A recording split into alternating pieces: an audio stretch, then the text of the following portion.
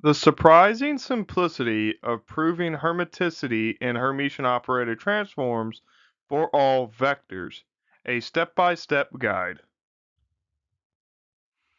In our problem today, A27, we're tasked with a Hermitian linear transformation must satisfy the equation alpha with some linear transformation acting on the beta vector, not the label, and then the transformation acting on the alpha vector in a product with beta. These two things must be equal for all vectors alpha and beta, and prove that it is surprisingly sufficient that gamma with the operator acting on gamma in the ket is equal to the operator acting on the gamma in the bra for all vectors gamma. Hint, first let gamma equal alpha plus beta, and then let gamma equal alpha plus I beta. Now, a couple things that are noteworthy for this problem in general and dealing with these Hermitian transformations is that the author in his book here says, I have to warn you that although everybody uses it, this is lousy notation. For alpha and beta are not vectors, they are names. The vectors are the ket with an alpha in it and the ket with the beta in it. So with this notation, whenever you see t touching the beta, it's telling you that the operator is acting on the beta vector, not the label. Okay, so important distinction. This is really lousy data, and a lot of people or a lot of authors will use the inner product notation with the separator in between to highlight that fact. So that being said, since we are a Hermitian transformation, we need to have a couple properties established. To be Hermitian and things of that nature, what we want to do is be able to go ahead, and we know that we having the operator act on the ket vector, we can have it operate on the dual vector or the bra vector by taking the conjugate transpose or the Hermitian adjoint. Okay, so from there, since we know that if this is Hermitian, then it's just the operator acting on alpha instead of beta. Secondly, we have some constraints on the constants, because if we're on the ket side of the inner product, then we can just pull it out, no big deal. But if we're on the bra side or the dual side, then that means we had to take a conjugate transpose, and if that's the case, then the constant has a conjugate on it. So a couple things to notice. Now, the reason why we like Hermitian transformations is because they provide real eigenvalues. The eigenvectors associated with distinct eigenvalues are orthogonal, and this leads us to eigenvectors span the space, which give us the diagonalized matrices that we had just finished working with. So we love these transformations, and they are really the heart of the quantum mechanics that we see today. So to begin this proof, we're going to utilize the hint combining both linear combinations as gamma is equal to some vector alpha in the space and some vector beta in the space, and C is just some complex number. It could be all imaginary, all real, doesn't really matter, but we just need a linear combination. And so then the question becomes, does gamma with the inner product of the operator acting on gamma in the ket equal gamma or the operator acting on gamma in a inner product with the ket vector? Given that we have these properties of hermiticity, take this t, push it over here, that's the adjoint, but since we are Hermitian, we can just label that as a t, and this should hold for all alpha and beta in the vector space. So we just need to set up some equations, run it through, and see if it actually holds true. So if we look at the left-hand side of that statement, what we observe is that we're going to need to separate this because of the lousy notation, so we'll just need to hang in there for a second. This inner product tells me that I'm multiplying two vectors in a dot product way, okay? So I have the bra vector gamma and then the operator t acting on the ket vector gamma here. That's what we mean with this notation. But now this I can write as the adjoint to turn it from a bra to a ket, and then the operator sandwiched right in between, and it's still acting on an operator now, or acting on the ket vector. Now, word of warning, this operator acts on the thing to the right. Kind of like a derivative, it acts on a function to the right, not on what's to the left. So same thing here for these operators. That being said, since we know that we're representing gamma as a linear combination, we can plug those into the two gamma spots. From there, we know that this dagger represents a conjugate transpose, so I could transpose this ket alpha into the bra alpha, or the dual vector. This beta to this beta, and then I need this C to have a conjugate on it now.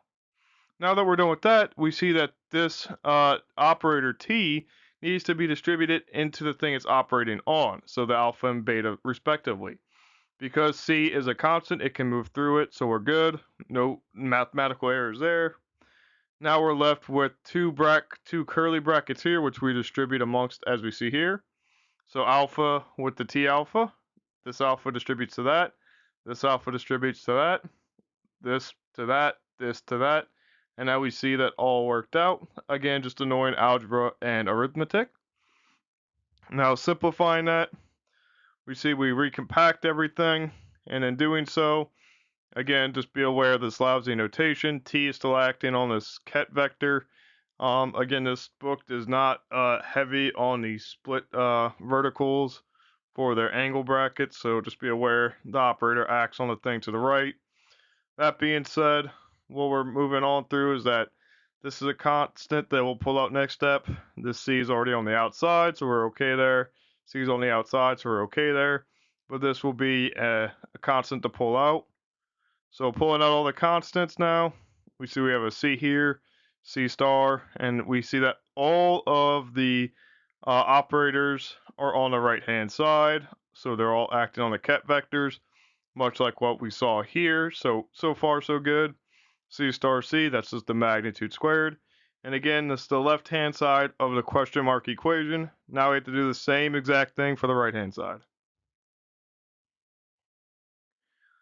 And so, ironically, the right-hand side has the operator on the left-hand side, or the bra vectors. Run it through the same gauntlet, except now T acts on this, which we need to transpose, which we'll see soon. Just move it through, and there we go. Now we're acting on the transpose dagger, or the transpose conjugate, and now we see that we just run it through the same gauntlet, plug in gamma, boom, boom, boom, boom, transpose, there we go, we like that. Act on the bra vectors, distribute, don't forget the conjugate, and now we see that we get it all distributed out. Again, most of this is pretty easy, it's just a matter of actually doing it, and the notation gets cumbersome. But after a while, we see that we are stuck here now with all the operators on the left-hand side. Some constants still buried here and here, so we'll take them out. Upon doing so, we get constant, conjugate, conjugate with the constant, so C squared. So now that we have the left-hand side and the right-hand side, we need to set them equal to one another and see what happens. So the equality of the two we have to establish, okay? So knowing that our left-hand side is this and our right-hand side is this, we have to go back to our assumptions of what it meant, like things like Hermitian, and what those all have what are the consequences of all those assumptions. So let us postulate that the equality where we see gamma, T gamma, gamma holds for all vectors. Now again, we're saying that if this holds in the given vector space. Now, under this assumption, it follows that the relation must be valid for any arbitrary vector alpha and beta.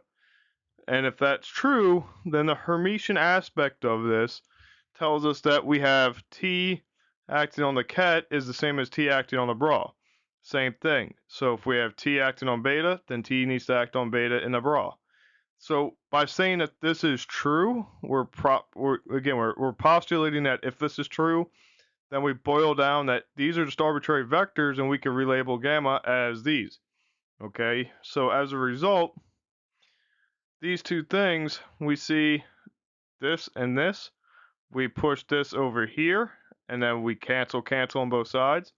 We put this T over here, and then we cancel on both sides. So, consequently,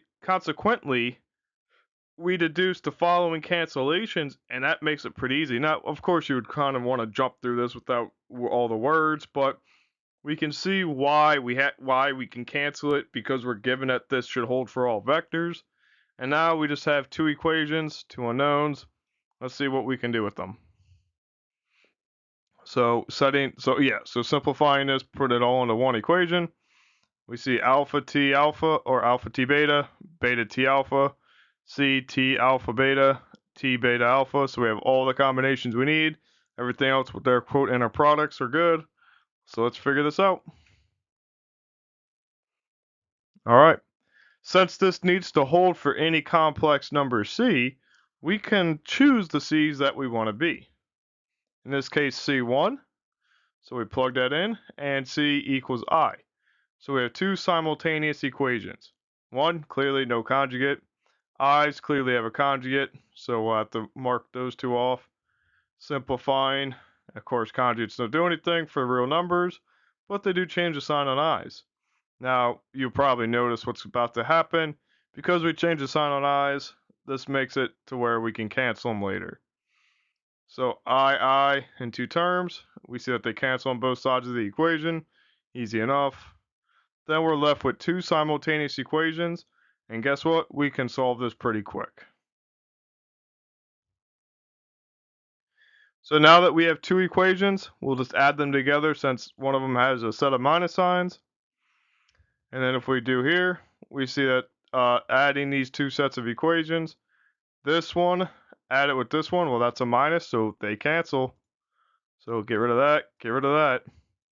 Plus, minus, they cancel. And then here goes to there. These two things go here. And now you see that you're left with two of them on both sides.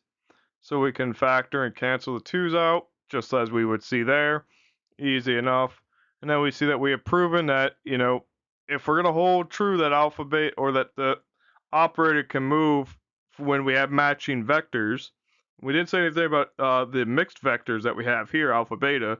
But if it's true that it holds for any arbitrary vector, gamma gamma, alpha alpha, beta beta, however you want to run it, then we see that we end up with the result that we want. And this is exactly what you would expect from a Hermitian transform, where it doesn't matter if this acts on beta or this acts on alpha.